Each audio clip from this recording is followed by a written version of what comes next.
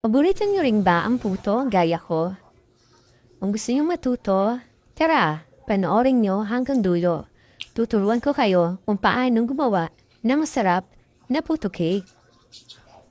Sa isang malinis na bowl, pagsamasamahin lang natin ang ating mga dry ingredients, kagaya ng cake flour, sukal, baking powder, at asin.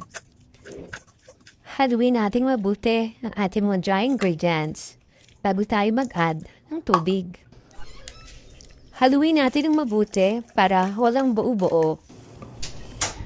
I-set aside natin dahil gagawa naman tayo ng merang. Sa recipe na to, 2 egg white lang palang nagamit ko para sa ating merang. Ang paglalagay ng asukal, ipakonti-konti lang. At pag nag-steep bit na, okay na yan. Hinati ko ng 2 portion ang aking nagawang merang dyan para madali siyang mahalo. At pag well combine na siya, isasali na natin sa ating baking pan. Cut and fold pa lang gagawin yung technique sa paghalo ng merang sa ating puto batter. Ayan, maglalagay na tayo ng toppings. Ang paglagay ng toppings ay nakadepende sa inyo kung gaano karami. Ang nilagay ko lang dyan ay cheese at saka salted egg. Kailangan may mga napakulo na kayong tubig bago niya isalang ating mixture sa steamer. Dapat kulong-kulo ang tubig. Siyempre, tatakpan niyo ang ating steamer para hindi siya matuluan ng tubig. Niluto ko lang yan ng 25 to 30 minutes.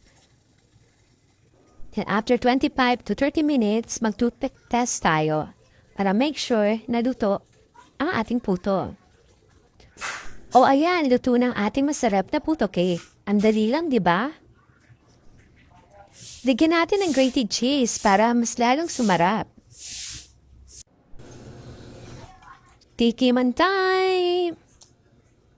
Nako mga mi, hindi ako magpapaya sa ingredients na to. Kaya try nyo din mga mi para hindi na kayo bibili pa. Yan lang muna. Bye-bye!